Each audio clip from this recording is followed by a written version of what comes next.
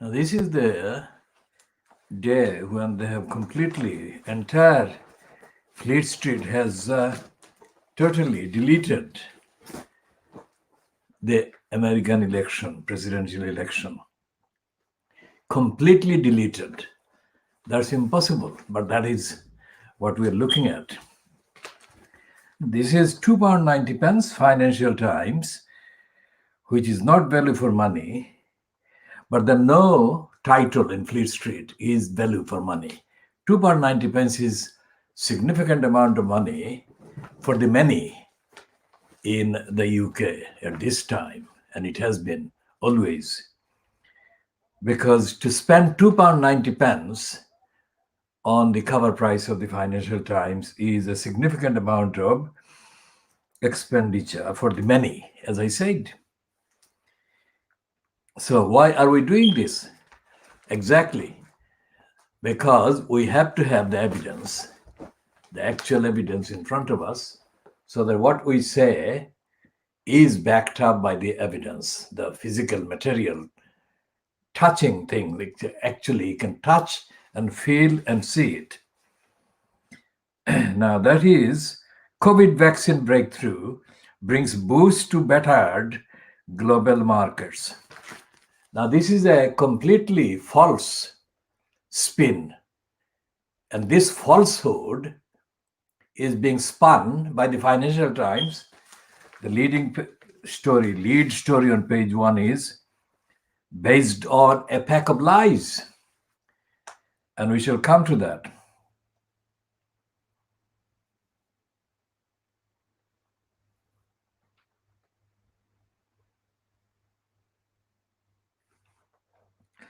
And there is a little piece on the side about Martin Sorrell.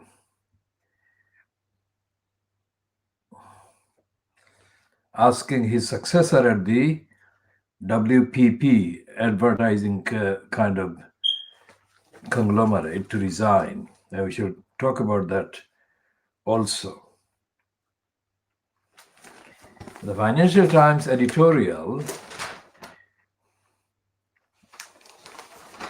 is also getting carried away in promoting the vaccine propaganda.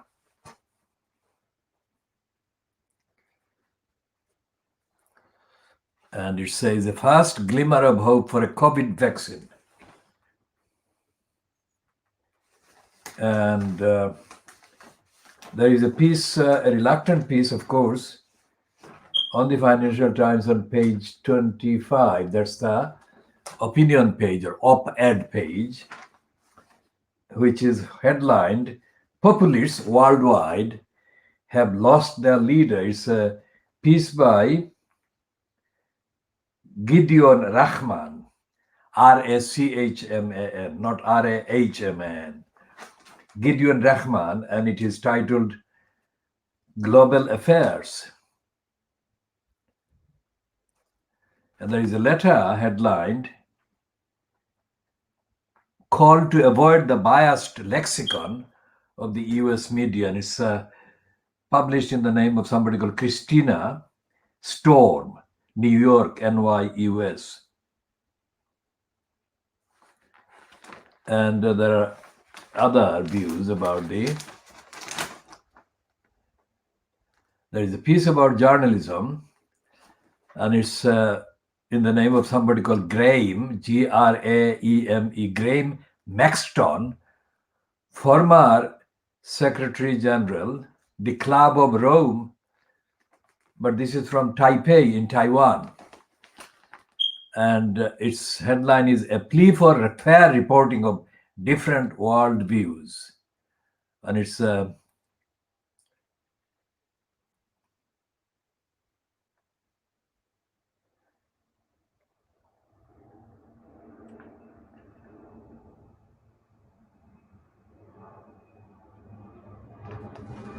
there's a confession in the headline, The Gig Economy is a Symptom of Bigger Problems. It's written by somebody called Sarah O'Connor in the Financial Times.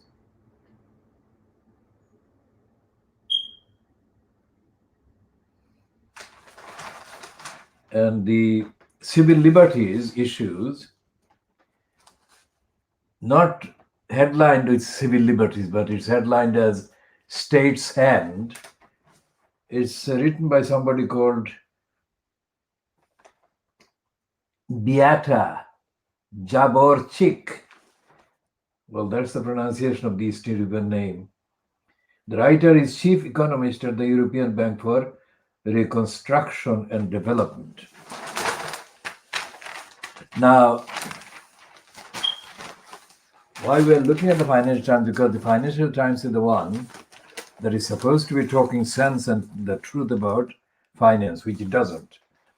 It's the disguised front for the big business agenda and the corruption and the racism. And the editor, being a Lebanese-born woman, gives them bureaucratically, in terms of peddling their exhibition as a diversity kind of aware operation, the extra, they think, edge in justifying the perpetuation of the same agenda: big business, warmongering, and vast kind of discrimination against most of the people of Africa and Asia.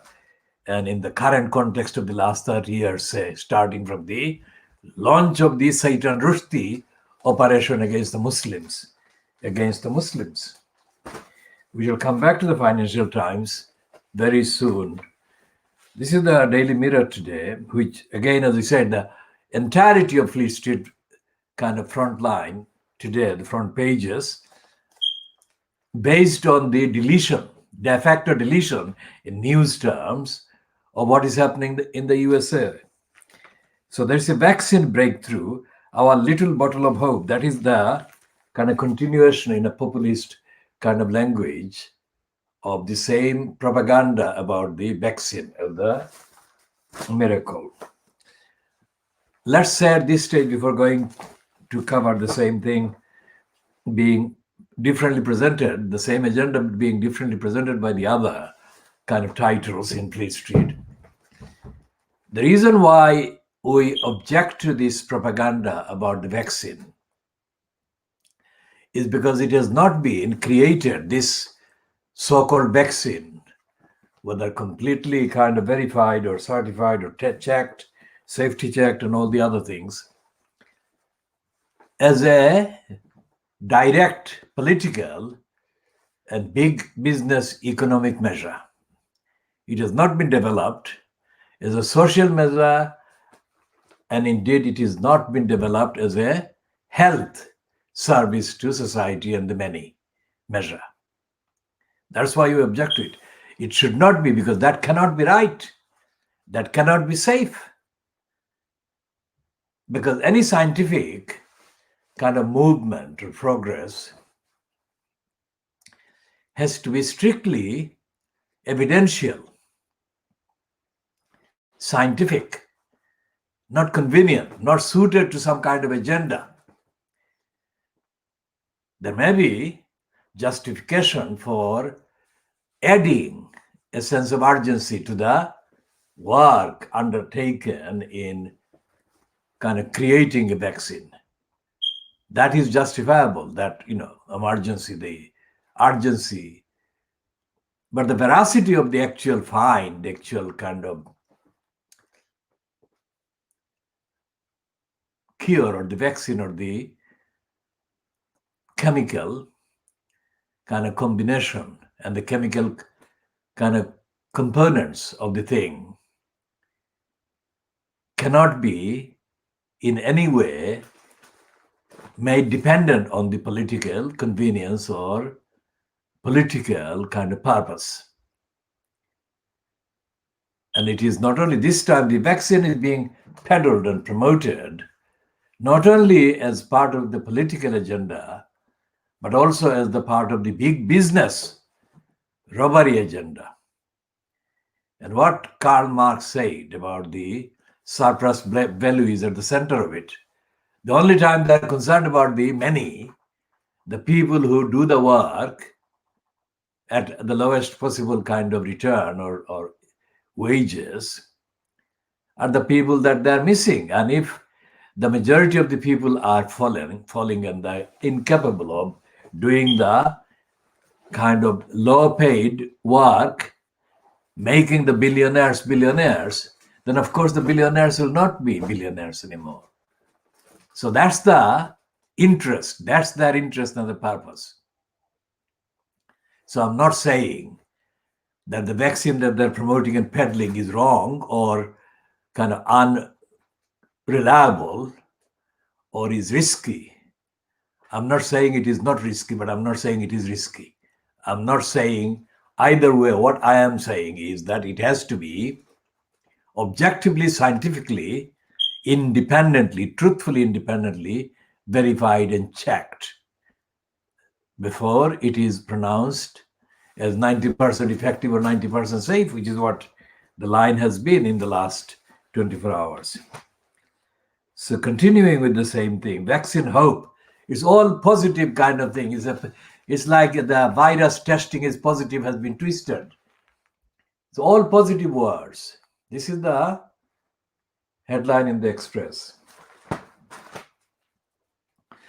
And similarly euphoric, absolutely excited headline in the Boris graph, and giving the appearance of being scientific because all these lines of details they're giving with the bottle in the picture as if they have done the scientific work. They haven't.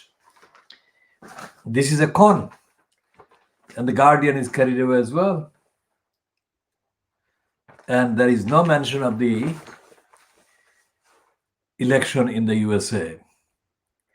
The whole page, front page of the Guardian, is totally given to the promotion of the vaccine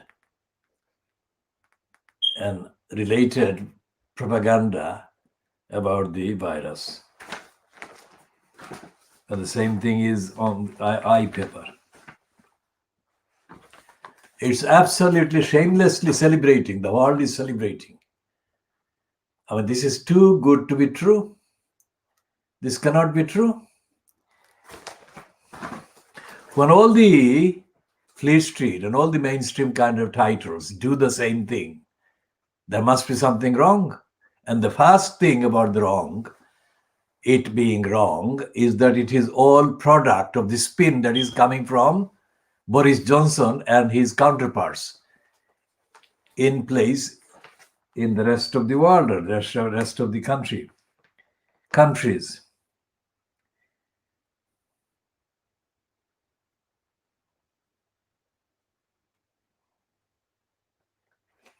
And here is the piece in the Times. The Times spin says that the German-Turkish couple who are kind of pictured together, they're saying that this couple is going to earn or become kind of billionaires. 3 billion they're going to make. I mean, that is what they're talking about. They're not talking about the actual truth about the so-called vaccine. They're talking about the money, how much money they can get. And every single one is kind of competing. All these Fleet Street today are in competition about the words they're using to express the excitement, hope, looking up, cheering up, celebrating. And they're going even to the 1960s.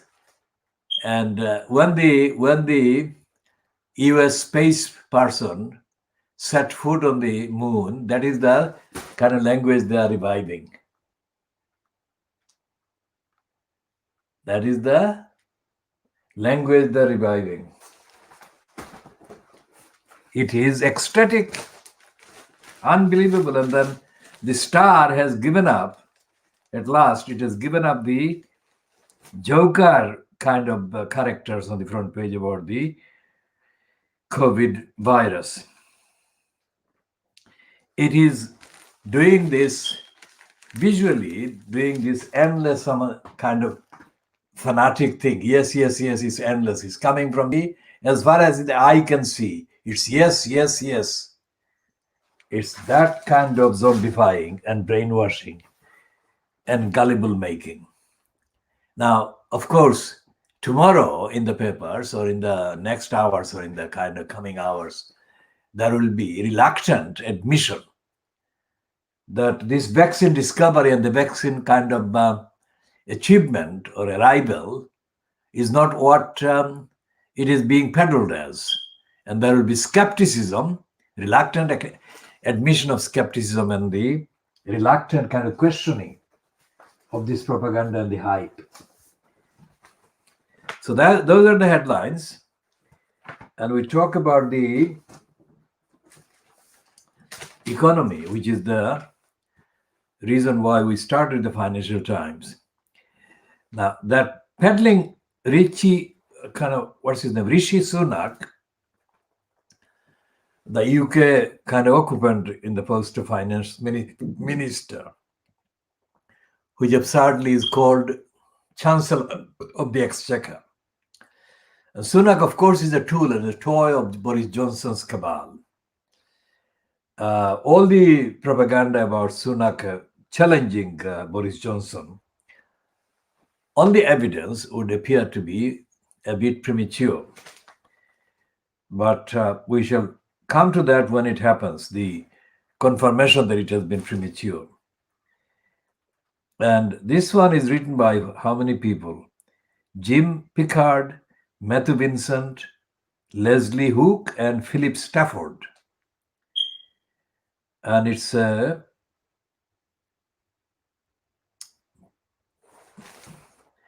piece that is headline, Sunak plants, not plans, but plants, green gilts or guilds at a center of post-Brexit vision for financial services. And it says Rishi Sunak has set out his post-Brexit vision for the City of London, hailing a new chapter for financial services with an emphasis on green initiatives.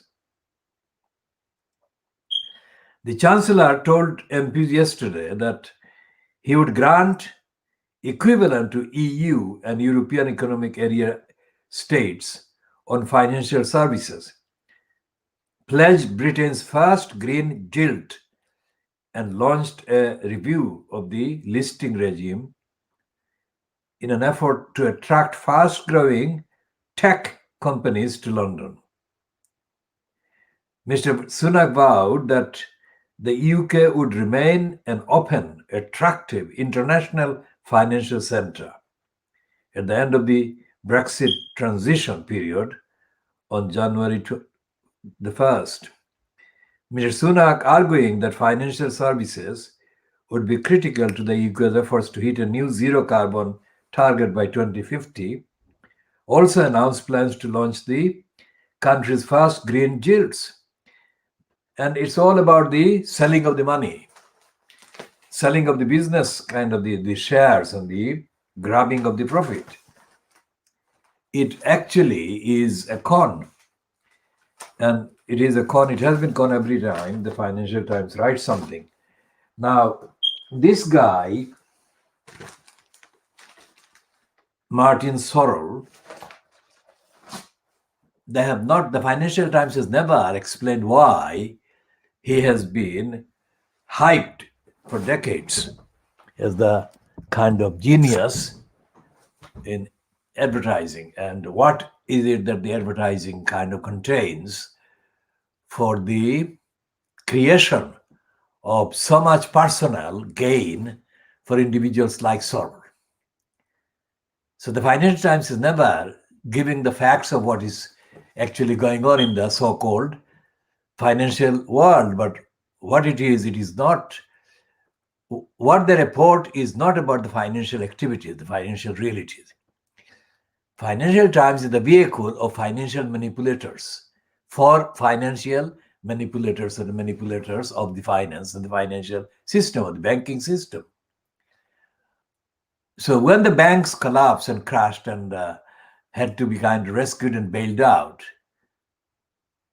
logically, what the papers and the Fleet Street and the media should have done was to investigate how this happened. But they never did. And there is no mention of this big omission in any of the parliamentary kind of proceedings, and hasn't been. And it is more than 12 years now since the actual collapse began to happen. And that happened about the same time when accidentally the Boris Graph, that is now, the Boris Graph began publishing the details of how corrupt the MPs were, how they were lying, expenses, theft by MPs en masse. And again, it is more than 10 years since that happened. And in the 10 years plus, there hasn't been any investigation as to how MPs can be trusted or should be trusted, or how the system of so-called democracy can be allowed to be presented as if it is representing the basic democratic needs of society, or defending society and democracy. This is a program coming online from the Khoodeelaar campaign. Now, Khoodeelaar campaign should not have been necessary to establish if the media and the newspapers were doing the right thing. Everything we have said and we have investigated before we defeated the government on the Crossrail plot should have been available to the media, to the mainstream, the Fleet Street and their broadcasting counterparts. But they didn't publish any of those. They didn't show any evidence that they even knew what we found out. So we investigated the evidence at all levels. The investigation entails very serious, high caliber intellectual work over several years. Work that was intended to uncover the truth and expose the lies and to stop the illegality. Now, all of that entailed a lot of work at legal level, scientific level, economic understanding of the economy, so-called, and society and the environment. Now, we did that from 2003, end of 2003, December 2003, up to, let's say, almost 2010, when the work on the Crossrail plot, as amended by the defeat that we inflicted on them, we caused them, we had to stop them. So 7 years, let's say, 7 calendar years. Intensive work we did. And all this work was done by not ever asking for or seeking or expecting any donation or any public money at all. And we didn't have an office. What we had was stopgap spaces, physically, most unbelievably kind of inadequate for any of the work. To do what we have done by abiding by the rules and requirements of health and safety would have necessitated our being accommodated as a campaign in spaces that would, at the current price or at even average price of the last kind of 15, 16 years, would have required, if we had to pay rent in the city, required thousands of pounds in rental payments alone every month. And if we were to pay for the cost of the research and the remunerations, basic remunerations at the standard level and the rates applicable to the comparable kind of workers or experts and researchers and investigators, it would have cost millions of pounds every year.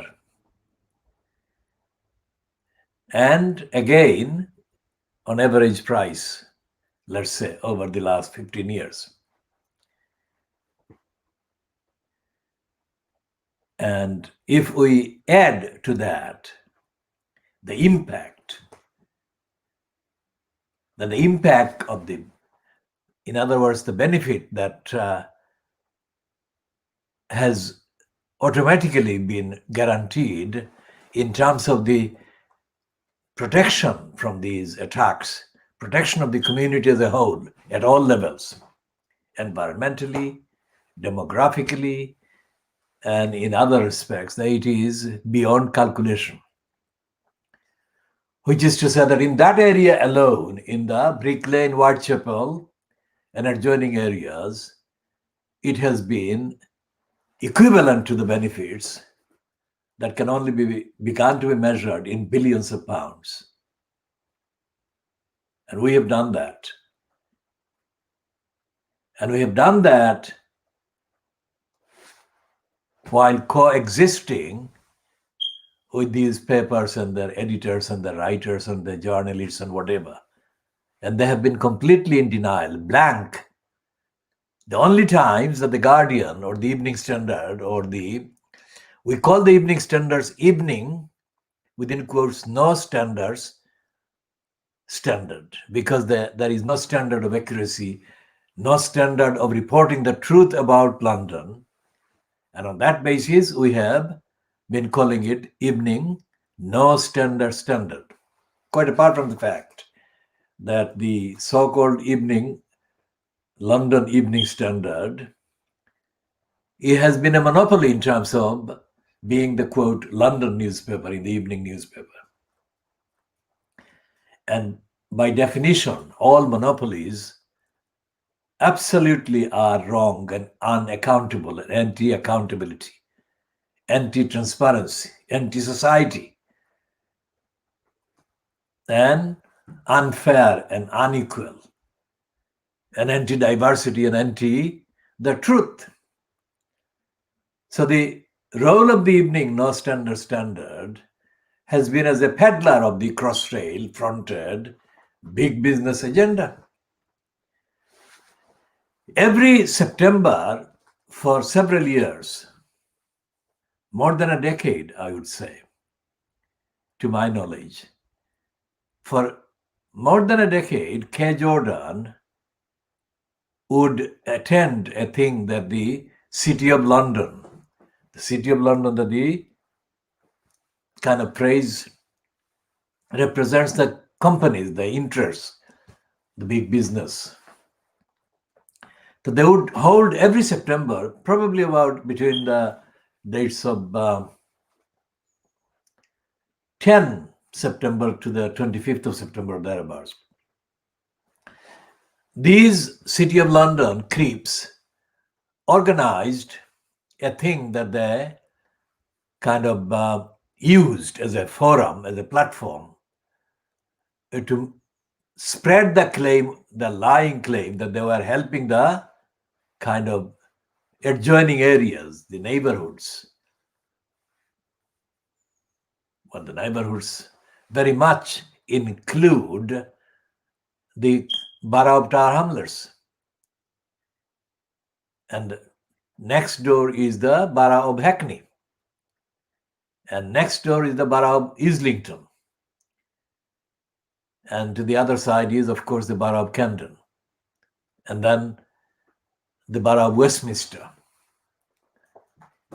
And starting with Tower Hamlets, I mean, despite the fact that it has got tokenistic references, whenever Tower Hamlets is mentioned in a broader kind of way by ignorant kind of writers and ignorant commentators, they say that the Isle of Dogs used to be, what used to be the Isle of Dogs is now home for the Canary Wharf. The Canary Wharf is the name. So they use the physical location of Canary Wharf and all the big business headquarters, the banks HSBC, etc., CTI Bank and other banks, as kind of mitigation, as if those businesses and those headquartered places, by being there physically, are physically transmitting benefits to the rest of us in the rest of the bara. That is not the case at all. And that is one of the stupidest lying fantasies that has been cooked up and perpetrated and perpetuated over the last few decades. And the fantasy has been capable of being perpetuated without any kind of even awareness of it happening on the part of the people who are supposedly in the know or should be in the know, the elected kind of councillors in the name of the ordinary electorate in Tower Hamlets. And since October 2010, the incumbent post holder in the corrupting post of elected mayor, called the mayor of Tower Hamlets. But there is no evidence. There is no evidence whatsoever in any of the Fleet Street coverage or reference to Tower Hamlets, and there most certainly is not any in the corrupt, crooked, racistly operated perpetration called the East London idiotizer. And this is the blankness, the emptiness, and the complete kind of darkness in terms of news information awareness against which the Khoodeelaar campaign was inevitable. And the movement defending the community in the east end of London was inevitable. And we have been actively defending the community on all these fronts and all these factors for decades. So this world exclusive diagnosis is indeed world exclusive diagnosis of Fleet Street. There is nothing like this on any platform anywhere. And as we say in the disclaimer, if anyone knows any different from what I'm saying here and I've been saying, they're most welcome to provide the evidence, substantial, actual, reliable, incontrovertible evidence that there is an outlet or platform or an organization or a campaign that matches what we are doing, what we have been doing, what we have been arguing for. Now, this broadcast is coming like without any script, unscripted in the literal sense. I'm not reading from anything, any script. And so therefore, anything that I say by way of any date, any name, or any kind of time, or any amount is of course subject to the basic fact-checking kind of review, strictly for evidence. But most of the times, I don't kind of need to check anything that I say because I'm fully conscious of the accuracy of what is being said. Now, although it is unscripted in the formal sense, it is not unscripted in the sense of the engagement with the evidence, the investigation, and the corroboration work that goes on round the clock. So this is what has been going on, although the platform has been different because the internet has only been available or accessible to the likes of us for the last, let's say, 20 years, effectively. But the actual work, the agenda, the narrative, and the quest for information, evidence, and context has been the same for decades earlier, since long before the medium and the platform, the internet, became available. And when the Conservative government, which was first elected with Margaret Thatcher as the leader of the Conservatives. Was it 1979 election? Let's check that one. When they got the election, and it was facilitated by one of the worst leaders of the Labour Party, so-called. Well, most of the Labour Party leaders have been kind of unfit for the purpose for which the Labour Party was itself founded. So our view is very low generally because of that criteria. But among them, the basic, objectively kind of assessed and kind of citable criteria of leadership, initiative, representation, democratic voicing against the undemocratic Tories and whatever. There have been differences among the so-called leaders of the Labour Party. And whatever the differences in terms of their abilities, objectively defined, or the abilities that can be objectively defined, there are certain areas of abilities and skills that cannot be objectively defined. They are very personal and very subjectively kind of unique. But the ones that they can be, they outnumber. In numbers, there are many. And yet, all the leaders, let's say from James Callaghan onwards, Callaghan, then Michael Ford, then Neil Kinnock, and then, of course, Tony Blair, and then Gordon Brown, and then Ed Miliband. We say Miliband, Ed Miliband, miniature, like small. And we say that in an intellectual comparison between the two brothers, David and Ed Miliband, compared to their father, Ralph Miliband, for whom we have quite a lot of time because of his intellectual and ethical contribution to the discussion about society and society's values. Now, all the evidence that we have been aware of for the last, our movement, the last, 60 years, originally in the context of Tower Hamlets in East London, Stepney, all the material and publicly available and accessible evidence that we have been able to access and we have used and cited and seen, that has been available to the others if they were looking. The investigation, kind of the critical aspect of investigation, is that what you are investigating or what you are looking for is not kind of staring you in the eyes most of the times. You have to make a find. You have to find the actual evidence. It is there, but it needs looking for. And the impulse, the propulsion, the pressure to look for the evidence comes from the mind of the investigator or investigators. What are you looking for? What is the purpose? It is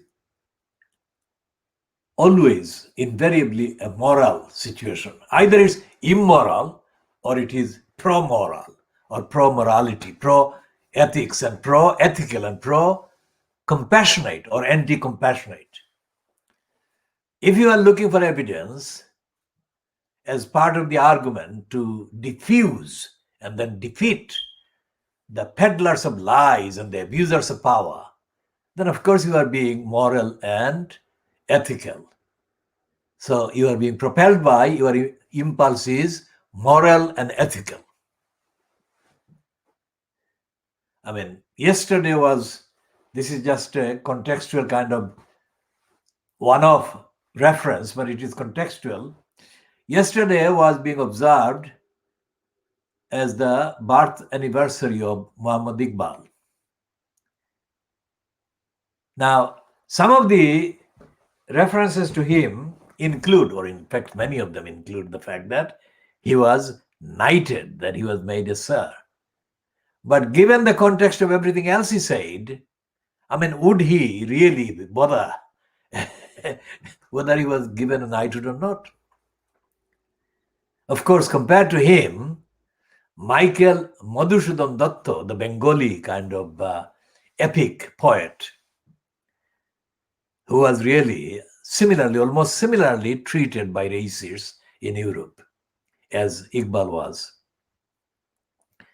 I mean, Madhusudhan Datta wasn't given any gong or any honor. In fact, most of his writings was not even recognized. He wrote in English and probably in other languages, European languages, but they didn't recognize him.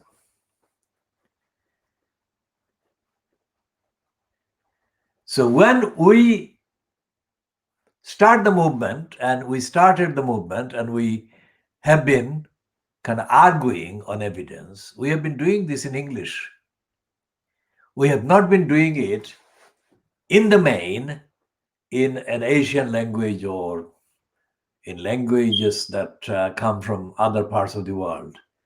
We've been doing it quite kind of readily in the English language for the fact that English language is spoken by most people or used by most people in the discourse and the communications. It's not a preference for English at the expense of any other language. It is a pragmatic, practical, realistic kind of use of a medium. That is the definition.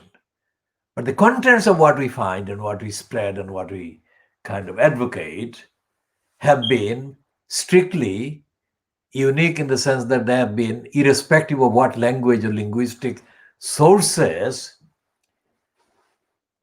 could be cited or attributed to or ascribed as being responsible for or connected with any of the evidence, any of the utterances, any of the policies. The evidence has been independently sought. And the campaign that is Khoodeelaar, the Khoodeelaar campaign is part of the movement, and the movement has got uniquely and strictly on the basis of evidence, universally prompted by the universal needs of the hour, of the time, of the week or the month or the period, need for the community, need for society to be given access and justice and fairness and equality. So we have created, over the last 60 years, let's say, literally we have created and have initiated, organized and originated,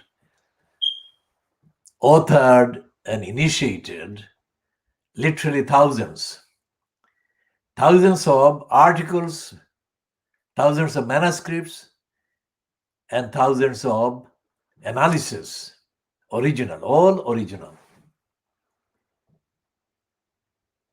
And when I say the word English, and I use it as a verb, transitive, like Englishing of the rebel poet Qazi Nazrul Islam, I mean that.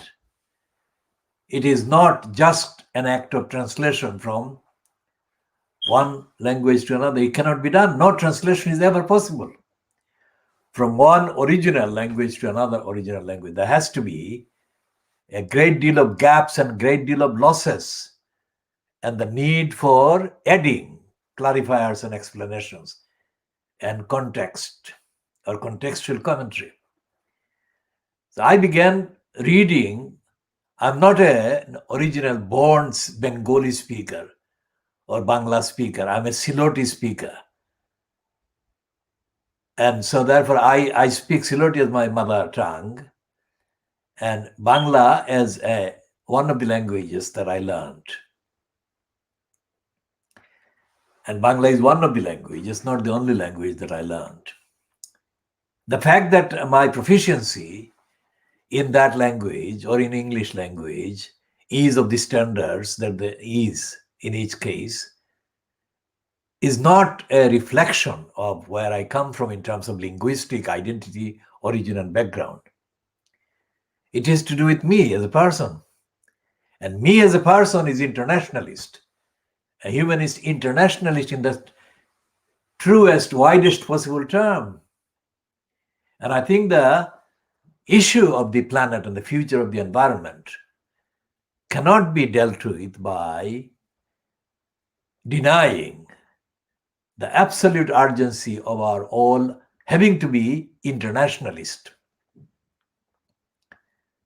in the truest sense of the term. It is brilliant, as I have found again, to come across performances and renditions of some of the compositions in the languages of the subcontinent, including the kind of reenactments by younger, new generation singers of the original performance by Lata Mangeshkar and her sister, Asha Bhosle, or the late Muhammad Rafi, or the others in other parts of the subcontinent. And that is absolutely fine. But there has to be deeper and other contextual understanding of what these differences constitute in terms of uniting the humanity. Because the state of Bangladesh, or the idea of Bangladesh subsequent to the events of 1971, has been written about as being connected with the so-called kind of movement that apparently was linked to the utterance by Muhammad Ali Jinnah in 1948, that the Urdu language would be the state language of Pakistan, as it then was. And yet, across India and between India and Pakistan today, the younger singers and voice artists, if you like, including somebody born and brought up in England, in London, Hornchurch, Nishi Asha, who is now kind of one of Pakistan's kind of celebrity singers and young kind of superstar singers. The differences between these Urdu and Hindi languages and other languages is completely in practice not forgotten, but it is not treated as being of significant importance. And some of the comments that the people watching the performance, say hosted by Pakistan, including a forum what they call the Lahore Qalandars or something, comments made on the online kind of video platforms containing the songs as performed by Muhammad Rafi originally, and now being performed by the Pakistani singer Khalid Beg. The comments that are coming from India in appreciation of the kind of quality of the singing by Khalid Beg and his colleague Nishi Ashar and others. Well, there's another woman called Sarwat Sajid or Sajjad or Ghazi, or the second name I can check later. The expression of appreciation of the quality, artistic quality of these people, the expressions coming from India are very significant, because these are not people who are taken in by the Indian BJP or the kind of Hindu nationalistic kind of spirit. These are people that are objectively looking at the various expressions, artistic expressions, and they're genuinely interested in the artistic performance. Now, so therefore, does the fact that Hindi is not the only language in India as the so-called national or official language, a state language, does it matter? Because two of the young girls that have been coming out of the kind of background that didn't have much in the last few decades, two of them from Kolkata, the West Bengal, are both kind of gaining in terms of recognition across India by singing in effectively a mixture of Urdu and Hindi. And they're doing that despite the fact that they are very successful performers in their Bengali mother tongue or original language as well.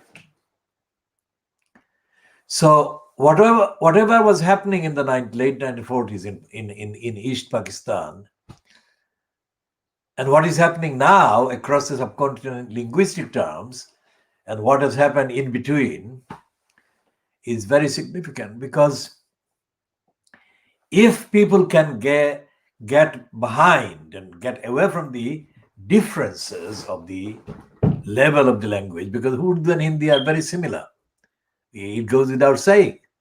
And I'm not saying it for the first time. Even Thomas Babington Macaulay treated in Urdu and Hindi as similar or of the same type, as he did the Arabic language and other languages as well in his 1935 kind of declaration of imperialist imposition of education policy on the subcontinent. So what are the things that unite the general kind of endeavors and general humanity? That doesn't mean that people should give up their cultures or the other kind of religious things that make them different. But does that mean that religious differences should be the primary kind of forum for the relationship among the people? Let's say among the people. And how often do people's human experiences across the subcontinent kind of get dictated and prompted by the differences based on, quote, religions? Having said that, to what extent are the religious values and religious qualities being adhered to by the people who propose a religious kind of agenda for politics? Do they actually observe the religious kind of demands? And do they actually spread and profess the compassionate messages that these religions contain? Or do they focus on the hatred? And if they do, are they doing justice to the religions themselves? And I'm putting aside the extremist proponents of the languages or the religious groups. And I'm saying this in the context of the truth being told, because one of the kind of young performers of Tagore has said in an interview that making buildings doesn't make a society progressive. Campaigning for justice does. And I think it is kind of paraphrasing by me of an interview that Monali, is it Monali? Monali Thakur gave. Now, Monali, of course, personally has just disclosed that she had been married for the last 3 years with a restaurateur in Switzerland. So personally, she is not kind of restricted by the kind of narrowness that surrounds so much of organized politics in India. But what she says about the campaign, the difference the campaigning makes to making a society just or fair is very significant. And it is the way to go. It is the way forward. Taking the narrative to Switzerland and the teenager, Miss Thunberg, who has been featuring as one of the reasons why Donald Trump became completely mad. I mean, how impossible is it to relate to Donald Trump and Miss Thunberg? I mean, you cannot do the same. I mean, you cannot do the same thing with both of them. Trump is the one that is absolute darkness.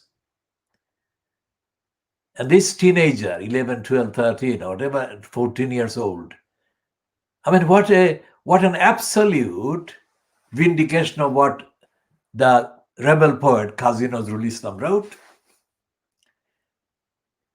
ঊর্ধ্ব গগনে বাজে মাদল, নিম্নে উতলা ধরণী তল, অরুণ প্রাতের তরুণ দল, চল রে চল রে চল.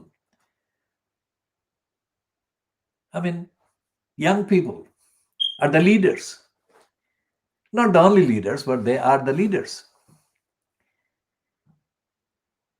চল চল চল, ঊর্ধ্ব গগনে বাজে মাদল, নিম্নে উতলা ধরণী তল, অরুণ প্রাতের তরুণ দল, চল রে চল রে চল. Somebody has said that Nazrul Islam is not being kind of performed as often as he should be. I mean, they refer to mainly his lyrics. And I agree. I also add that the recordings of some of the main kind of rebel poetry of Nazrul that I have heard, and I have not heard as many as I probably need to hear, and that difference is due to the access. There is hardly anything accessible online, even online, that gives me the full kind of perspective. And whatever I've heard, including the readings or recitation of some of the most well-known items by Nazrul by his grandson, is it? Or his son? Probably his son. They are timid. They are very timid, and they are not even 10% to the spirit. They don't kind of do justice to a point of 10% of what Nazrul would have meant. Of course, I mean, because he went silent because of the illness, mysterious illness, nobody could actually ask him anything about how he saw those creations to be performed. But my understanding has been that, like my reading of the poems, both Kandari Hushyar and others, my readings suggest that they should be performed when they're being performed on stage in the form of songs. They should be performed more vigorously and with much more life and inspiration and a kind of exhilaration added. But that I did not find in any of the performances that I've seen, and most of them have come to my access, which is limited, as I've said.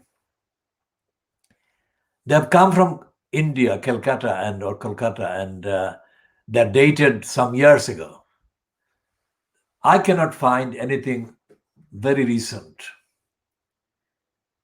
Or compared to him, the work of the Tagore, Rabindranath Tagore, the work is more frequently being performed. Maybe a very limited number, but they are being performed by more people than the work of Nazrul is being performed. Now, I make a comparison in a different way, because Nazrul is one type of kind of, if you like, inspiration and teacher. And Tagore is another kind of inspiration and teacher. It is very important to keep the identities of their work very clearly distinguished and identified. Nothing to do with any religious kind of difference or whatever.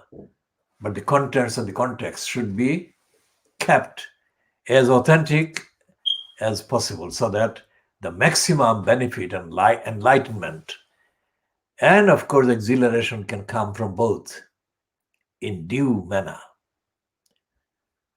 As for Muhammad Iqbal, of course, I mean, he mainly wrote in Persian, or his first love linguistically was the Persian language.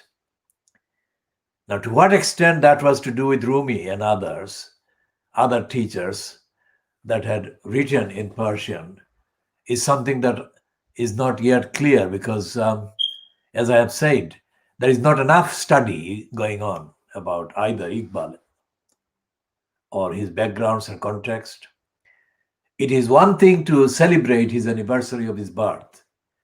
It's a very different thing to keep updating on what he said. Because compared to Tagore and Nazrul, Iqbal was a more extensive commentator and observer of his contemporary time. Of course, I mean, he had a different personality. And the personality very much flowed from the physical circumstances and backgrounds. I mean, Tagore was from one kind of background, Nazrul was from an extremely different kind of background. So Iqbal could do a lot of things that perhaps in a comparative way, Nazrul couldn't in terms of physically being available. For example, when Iqbal wrote that thing which is now called Tarana Midli, the writing was not kind of formal writing. He actually went to a gathering and instead of writing something, he just sang that thing. And it has become so, I mean, the spontaneity of creation and the feelings underlying that are being kind of felt even today. Because Iqbal's, that tarana is performed as a kind of inspiration for the marches by the Indian army. I mean, irony does not say the word. I mean, Iqbal, the father of the creation of Pakistan, or the idea of Pakistan, is being celebrated quite positively by the Indian army, despite the fact that there have been the Hindu nationalism haters in power for a long time.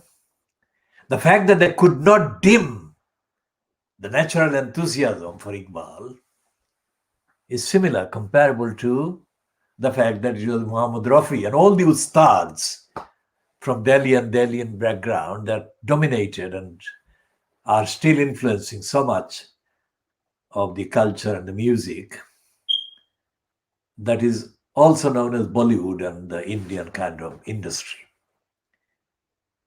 And the fact that all these tributes have been written for Khalid Beg and his friends and his colleagues by so many Indians is testimony to the universality of the message, that it is not the bombs.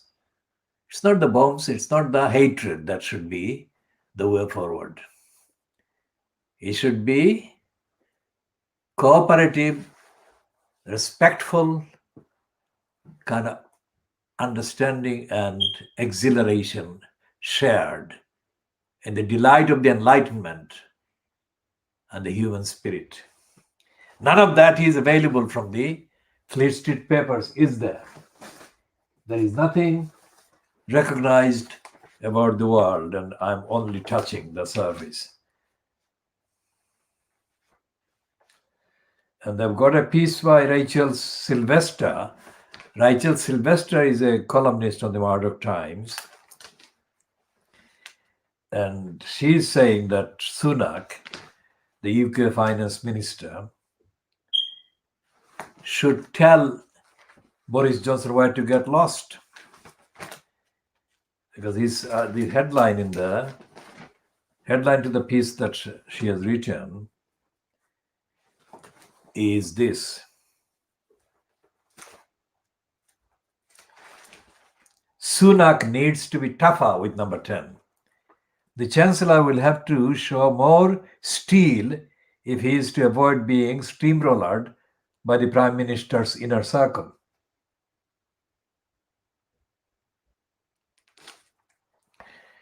And there is an emphasis on this sentence: a political clash will be accentuated by their personal rivalry. By their, she, of course, Rachel Sylvester is referring to Rishi Sunak and Boris Johnson. And there is a completely dishonest piece by this hateful person called Melanie Phillips. And she is paying tribute to this Jewish leader, rabbi, who has just died. And the headline to her piece is Sachs. His name is Sachs. His name is Sachs. So Sachs knew faith and reason can live together. She's saying that, but she has not been advocating the living together of faith and reason, because she has targeted a particular faith as being the same as unreason.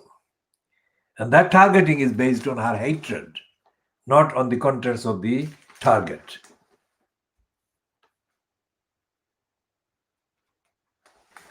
There is a piece in the Times on the page news page following that. That's 34. Page 34. It says that 30 Islamists under arrest in Austrian crackdown. Now I have to say this one about the use of the term Islamists and Islamic terrorism, whatever. It is necessary to understand the difference between the kind of reported statements or purposes of these so-called Islamists and the ordinary more than 1 billion Muslims in the world. I mean, to what extent, if any, is there any relationship between the Muslims and these people that are reported as Islamist terrorists? Because nothing that I have kind of understood about Islam, and that's my understanding, in societal terms, in social terms, is for any of these things.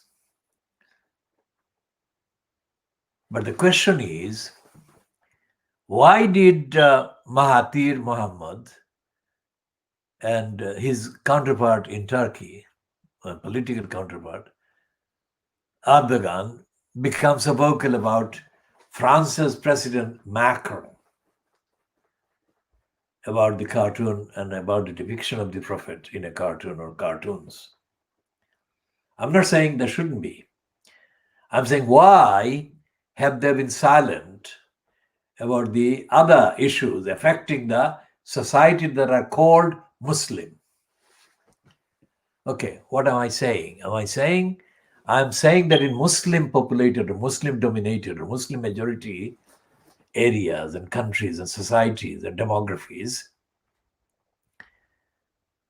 the relationship between those Muslims who are in power in the societies, in the groups, in the communities, or hold powerful positions, and the other people, other Muslims who don't, that relationship is not kind of treated or kind of administered or delivered or lived by upholding the requirements to be fair, requirements to be unbiased, requirements to be unprejudiced or spiteless and being sympathetic and being kind of just. These requirements are not evident in the treatment by the powerful Muslims of the Muslims without power. How about that? Have I successfully summarized the situation? And the same applies to the Muslim countries. And by that, I of course mean the countries where Muslims are the majority or significant numbers. And the Muslims occupying the positions, either in government or in the media or in the other institutions, they are not following the requirements to be just and fair and tolerant of other Muslims. This is important to say first, before talking about the non-Muslims and their treatment at the hands of the Muslims in power or in powerful positions. And I don't see any outcry in the media in the Muslim countries or in the media that are, or outlets that are controlled by Muslims, outcry against any of that from a standpoint of the duties of the Muslim. Because the introduction or the launching of the anti-Muslim narrative and agenda by launching Saitan Rushdie has meant that by Muslim, other people, most of the ordinary people who are not Muslims, are supposed to think that they are kind of irrational, illogical, unfair, and very narrow-minded and completely ungenerous and all the other things. Whereas I don't think that is true, but that is the image. And I also think that there is no awareness on the part of the so-called media controlled by the Muslims of what I'm describing is happening. So in other words, so say a country like Bangladesh, about which I know a bit.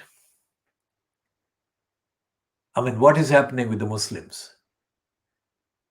I mean, it's a hugely Muslim majority country in terms of the defined borders and whatever. Are the people in poverty, in hunger, in desperate hunger and desperate denial of justice, the victims of rape and gang rape and other violence? How are these things happening?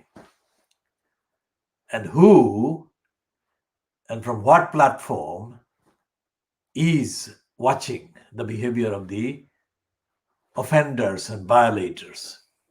What is happening there in terms of Islam? Is it as some people in Bangladesh, in fact the people in power say, is it a backward, regressive kind of thing, Islam, to mention Islam?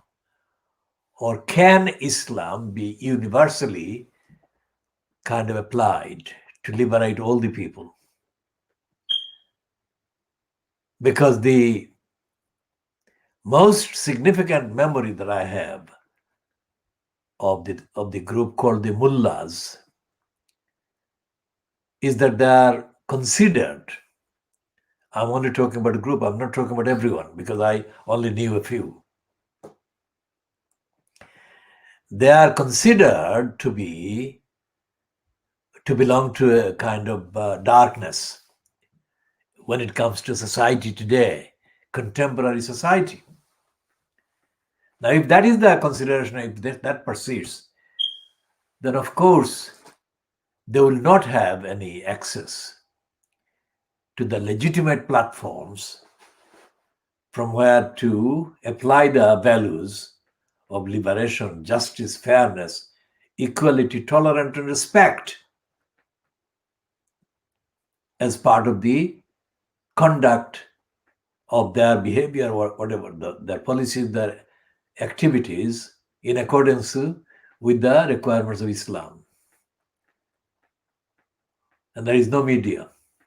There is no media in the mainstream. There is no media on the side stream in terms of the resources that are needed to kind of carry the message, report about what is happening in societies. There is no media, either in broadcast or in print, as far as I can see, and as far as I can determine, anywhere on the face of the earth today. Remember what I've just said? On the face of the earth today. That can be picked up or tuned into in order to get a Muslim narrative and perspective. Not a Muslim kind of narrow-minded, darkness kind of narrative, but universally liberating, universally laudable and desirable kind of platform and perspective. There is no media. And yet, evidence is that most of the media in Fleet Street and in Western Europe and in America is profiting from partly from the loots that are coming to the USA and the Western countries and the Western economies by all kinds of trades that involve the extracting of huge sums of billions and billions, trillions of dollars and pounds or equivalents from Muslim sources and Muslim populations. Why is there no Muslim presence as a liberating source? Because clearly the existing status quo, as we have suffered in the last, in terms of evidence, I say suffer, not in terms of the reality, because the evidence has been so constantly available over the last 4 years in the USA that democracy is seriously under attack. Let's put it this way. It is under serious attack. I am not going to the extent of saying that democracy has been abolished by Trump, but it has been under serious attack. So where is the evidence of the New York Times or the Washington Post or the Los Angeles Times or the Associated Press or NBC or any of those outlets recognizing this, what I've just said? And where is the, quite apart from the kind of partial acknowledgement in a backhanded way by one of the fronters on the Young Turks, that what Trump has done, the numbers of people that could have been saved but have been allowed to die by Trump's policies, many times, many times more than anything that happened in the 9/11 so-called. Where is the complete appraisal of the full truth about the myths of 9/11 and the truth about 9/11 and the rest of the behavior and rest of the casualties and the rest of the kind of policies that are absolutely not only not anything to do with Muslims, but nothing to do with Islam or anything. It is to do with organized forces of criminality that have taken over the American narrative. How is the USA to be saved from that? Because if the USA becomes a dark state, well, failed state is, of course, as the phrase has been used, but if America becomes a dark state, will that be still the same thing when they have to say things against, quote, Muslims, whether fact or fiction? Because the legitimacy of being able to criticize, quote, excessive or terrorist or whatever Muslim only comes from the provable presence of something different which is better than the Muslims' behavior. If it becomes worse than the Muslims' behavior, then where to go? And the media doesn't deal with this. Not in Fleet Street, not in Washington, not in New York, not in Los Angeles, not in Bonn, not in Paris, and most certainly not in the territories controlled by the likes of Orban. So the media is completely absent from these. And the coverage of Trump's 4 years by the media has not been anywhere near sufficient, acceptable. Because as I said before, not today, but in earlier editions, I've said that the role of the two reporters on the Washington Post about Nixon's theft of the Democratic national kind of party, national committee materials and information would have remained kind of unreported had it not been for these two persisting. And persistence for that kind of cause is definitive and decisive and absolutely unique. In the last 50 years of the USA, no work of journalism has come anywhere near the work that those two did. How is it that the same Washington Post, although better resourced than it was at the time, because it's owned now by the kind of $200 billion owner, Jeff Bezos. I mean, how can somebody pocket $200 billion? I mean, given the ordinary price indexes everywhere, I mean, what logic is there that anyone should have even $1 billion? That is a question. That is a question for the media to examine and investigate and ask questions about. But going back to the role of the Washington Post in reporting, it hasn't done anything like what it could have done. And what Trump has done is to undo 200 years or more of the, let's say, settlers kind of civilization. Remember what I'm saying, settler civilization. That means that they are not really civilization, but I'm just using as an expression. And this is something that is not just my opinion. It's the opinion of the people closest to Trump's family and background. Mary Trump, his niece, has said that.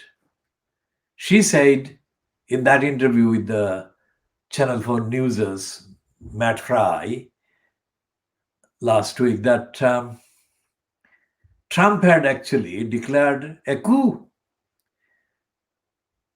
And the vote that had been sacrosanct for 200 years had been now sabotaged and contaminated by Trump. If that is the case, if Mary Trump can see that, and there are others who can see that as well, how is it that the owners and the writers and the editors and the commissioners and the commentators on the main media for the last 4 years have pretended that Trump was doing all right, despite the various tantrums, Twitter tantrums, let's say.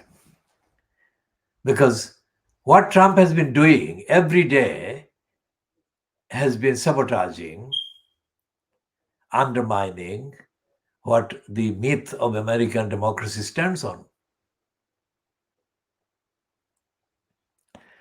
Myth and the mythologies, all these various characters and images and imageries. And those who never accepted that opposing racism in the USA or in the UK or in Western Europe was the way to go, where to move forward, need to be told today, this week, that this is the thing, this is the proof, because Joe Biden would not have been even a candidate had the black supporters of the Democratic Party come forward and given him a timely boost and confidence on which he stood, and he stayed and he got in. It was the black population, and mainly, not exclusively, mainly black people from the African backgrounds, descendants, so many of them descendants of people who were enslaved. That is a very significant movement. Suppose Bernie Sanders were the candidate, or one of the other candidates, or one of these were the candidate rather than Biden. It is arguable that they would have got as many votes as Biden managed to get. Not because of his qualities, but mainly because of the fact that he is not Trump. I mean, there are many issues about Biden in terms of his record and in terms of his personality and attitude and all the rest of it. But essentially, it was a movement of the black people that saved America from fascism, immediate fascism. Well, let's hope that Trump can be stopped from doing any more mischief. And this has not been recognized by the New York papers or the Washington papers or the LA Times or the broadcasting counterparts, despite grudging kind of concessions. And of course, there is no mention in Fleet Street. There hasn't been any mention yesterday or on Sunday. What mention there has been can be ignored as too insignificant. So collectively, in terms of democratic franchise, universal adult franchise, that has been saved and re-established by the role of the black people who organized in that way, the way they have done, clearly to stop Trump. And clearly to stop Trump stopping America, destroying America. That's the full sentence. So where are the media? And that is why the Fleet Street is the racist cesspit of ignorance and denial and stupidity. And it is not doing any favors to the people. Most of them are the white people, the gullibles, whose rights and livelihoods and everything are being taken away from them. And the victims, of course, include the people from African and Asian backgrounds who are still considered as worse than second class in terms of the social status given by the majority who are carrying on the racist agenda and attitude and outlook. And racism is bad for them. Racism is so bad that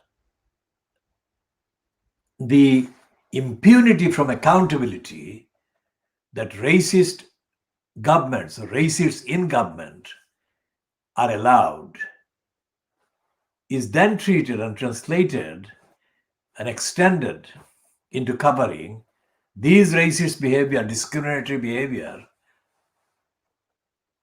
to deny the white majority the rights, the human rights. Very important connection there, and priority and sequencing. So opposing racism is also opposing the very archaic and very completely unjust dark ages kind of entitlement, sense of entitlement, this very small number who get the major share of the power still harbor and suffer from, and are allowed to do that by the majority not being active. Because the majority of the white population, the gullibles in Britain, is brainwashed into thinking that the problem is not the small minority of the entitled that are denying everyone their rights, but it's the most denied and deprived and the vulnerable and the lowest paid people who are also called immigrants or migrants that are causing the problem.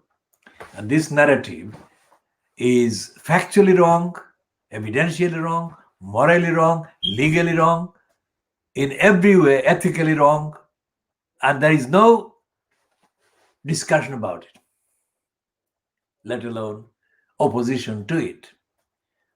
The weekend comment, I think, or yesterday's comment, either in the Guardian or the Mirror, written by Keir Starmer, or which has been published in the name of Keir Starmer, doesn't refer to Kamala Harris. Now, politically, in terms of her records, I haven't got a lot of time for Kamala Harris. But that doesn't mean that I don't recognize her in terms of her background, in terms of her positive work and words and potential. And in the wider context, the fact that she is a daughter of parents that came from African and Asian backgrounds, absolutely significant. Now, Starmer doesn't refer to her. Starmer says that Biden didn't oppose Trump at the 2016 presidential election because Barack Obama didn't encourage him to stand. Now, Starmer is being completely stupid and ignorant and a racist. It was nothing to do with Barack Obama encouraging him or not.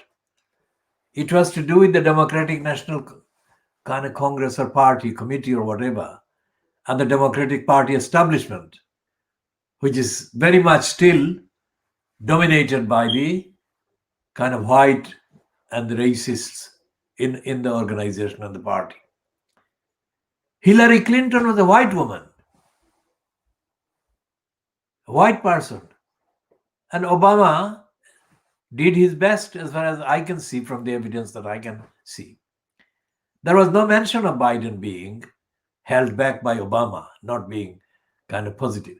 Obama praised Biden many times in public, and he gave him a kind of title or gong as he was leaving, the presidency. So why did Starmer choose to attack Barack Obama for Biden not being the candidate for the Democratic Party at the 2016 election? Why? Simple answer. Because Starmer is beginning initially an idiot. And secondly, he's a racist, ignorant idiot. He should not bring Obama into it at all.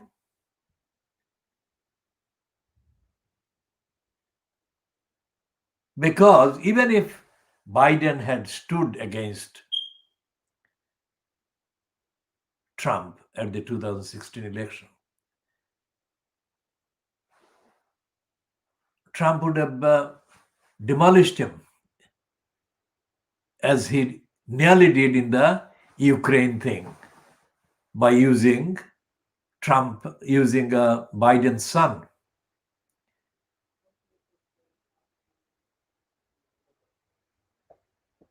And the evidence that Trump invented against the kind of Democratic Party and other people who opposed him, there would be a different type of evidence, but he would have done the same thing.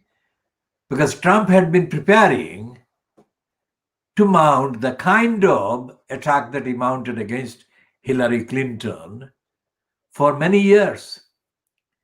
And it's not about Hillary Clinton. It was about anyone who was likely to stop him getting elected to the post of President of the USA.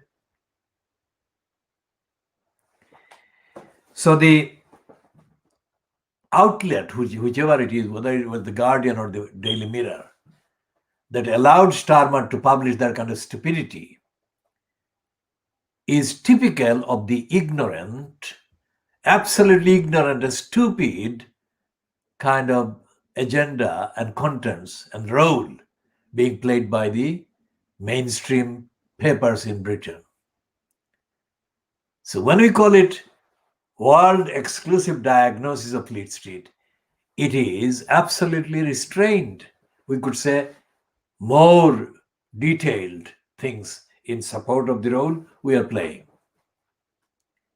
And as I said before, and as I keep saying, and this is an updated assertion of that fact and the truth, there is no institution in the UK, including the Russell Group, so-called. Russell Group of universities is a club of criminally organized education traders. They're not about education, they're education traders. And the racist, imperialist, colonialist, and Macaulayist. What the people who are opposed to racism and are in support and in favor of a just, accountable, fair, and equal society must do is to scrap most of the curriculum. It's not just bringing down the kind of monuments and statues of the races, it's the entirety of the university curriculum and kind of the ones outside the physical sciences, let's say, but not entirely outside the physical science, because the environmental study must be expanded to be fit for the service and the protection of the environment. We shall discuss that at length another time. But at this moment, the universities, the social kind of sciences, so-called, are totally inappropriate, outdated, imperialist, racist, and ignorant and stupid. And all these PhDs that the majority of them confer, including on the significant number of quota that includes the diversity displays, are about stooges. Most of the PhDs are given to mental kind of slaves, and they are completely bereft of any knowledge and any originality, any enlightenment, let alone any direction. And this applies again to the newspapers and all these people like Rachel Sylvester or Matthew Paris. These are styled as columnists. But what do they say? What do they think? You read the papers and there is nothing of substance in them. It's like Fleet Street, most of it, including as typified by the, let's say, this one.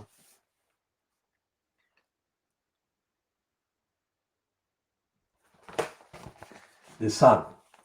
Forget about the lies by Martin Bashir to Diana and lies by the BBC. This paper is written by kind of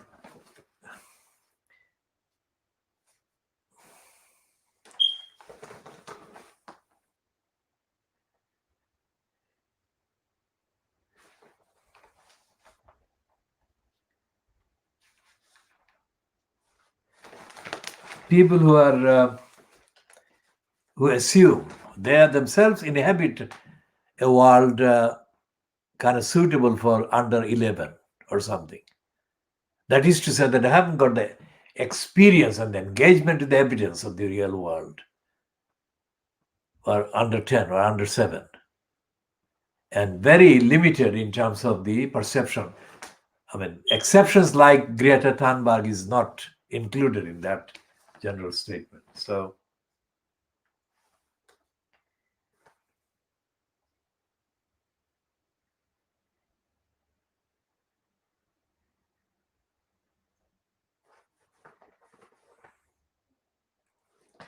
and they are running an editorial against the Labour Party here and against Joe Biden and also against the BBC. So although they're running these 3 editorials on the Sun today, they are not being truthful, they're not being objective, and they're not basing their kind of hatred of each of the targets, the Labour Party, Joe Biden, and the BBC.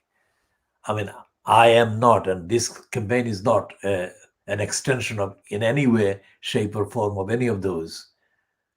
But objectively speaking, those are being attacked by the Murdoch scum because of its agenda, not because of any evidence that exists to substantiate these attacks. The headline about the BBC lying about the Martin Bashir kind of forgeries to get hold of Diana and get the interview, that is topically correct, but substantially, the lies and inventions that Martin Bashir did and perpetrated and the BBC covered up are no different from what the Times does in a different way, but the Times did when Harold Evans died and they ran under a cover of the obituary. They ran an apology for Rupert Murdoch against Harold Evans and abused the obituary and denied the original contribution as an investigative journalist and a journalist with some kind of conscience that Harold Evans was. And today's Sun editorials are similarly kind of misleading and untruthfully founded and pegged.